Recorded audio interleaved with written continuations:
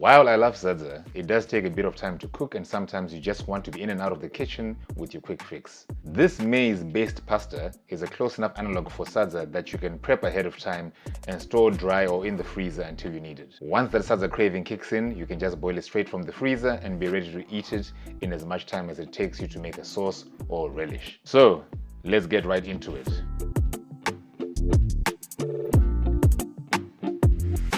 In a large bowl, combine 1 cup of bread flour with 1 cup of maize meal, or any other grain flour if you're choosing actually. It doesn't really have to be maize meal. Throw in half a teaspoon of salt and mix well with a fork, whisk, or even your fingers until it looks evenly distributed.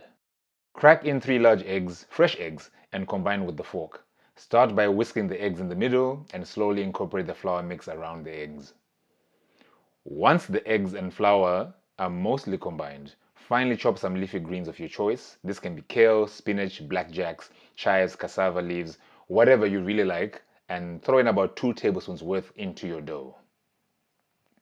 Abandon the fork at this point and start mixing everything together with your fingers and work the dough until it starts to come together.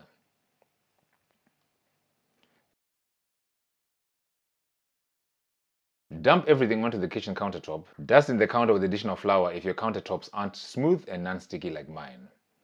Work the dough together until you get one cohesive lump, flouring the counter as necessary.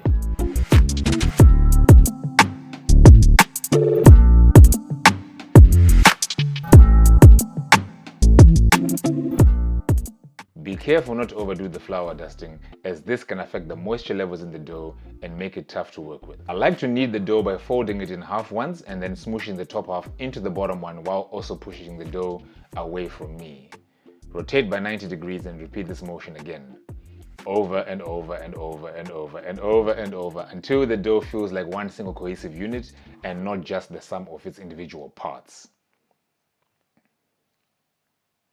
At this point, wrap your dough in plastic to let it rest and relax for about 30 minutes. This step is necessary to relax the gluten and make it easier to navigate the subsequent steps. If you're wanting to cook this pasta fresh, then you can probably work on your meat and veg sauce in the meantime. Otherwise, go send your crush a message and tell them Tapioca said life is too short to wait. Next, grab your dough and cut it into 4 equal parts, keeping 3 of those 4 parts wrapped in plastic while you work on the first quarter.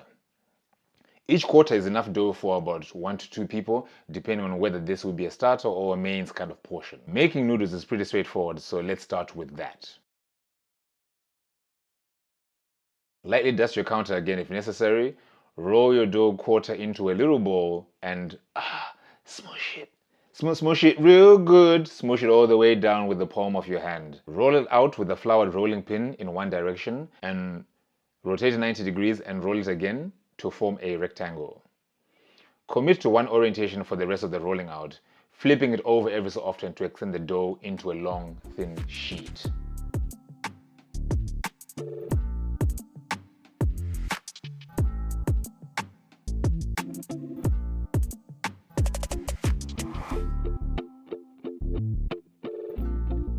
Once you are happy with the thinness of your dough, dust both sides with flour and fold and layer the dough onto itself as I'm doing in the video. This will make cutting the noodles quicker and easier. Cut the noodles to the width you prefer, keeping in mind they will expand on cooking. Separate the strands and dust in some flour before setting aside to dry. Since this recipe is all about sadza, let's make a shape closer to musova that can also carry sauce well.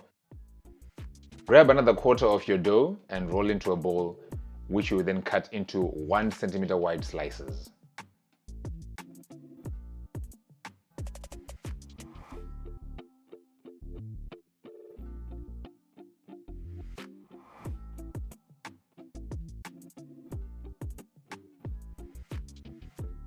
Lay each slice on its side and slice that into 1 centimeter strips.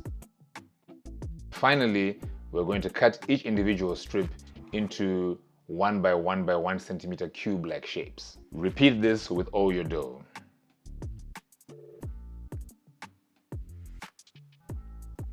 Grab your little boxes made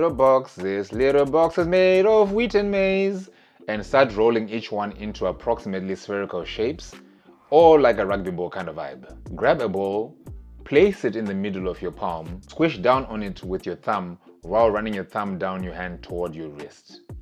With practice, you'll start to bust out these little shells that curl inwards. If they stick to your hands, you already know you better bust out that flour and get to dusting.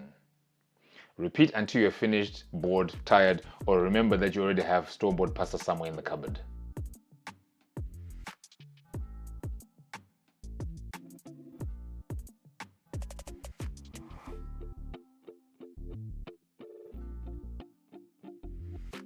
Once you got all your little shapes, dust with flour to prevent them from sticking to each other, same as we did with the noodle strips, and set aside to dry.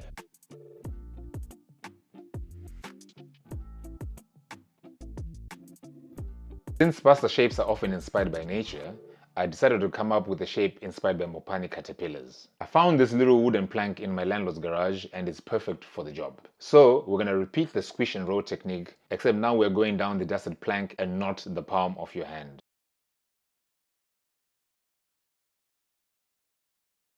And you get this cool little caterpillar-like shapes. Again, dust your pasta in some flour, set aside to dry, and at this point you can also immediately cook it in some salted boiling water.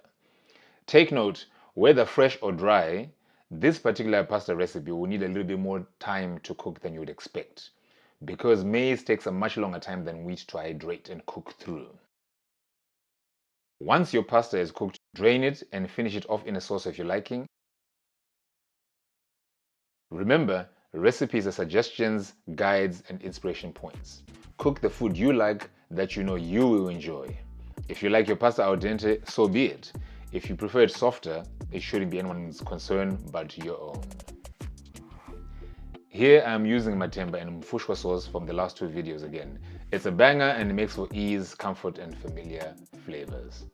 Pamsoroe.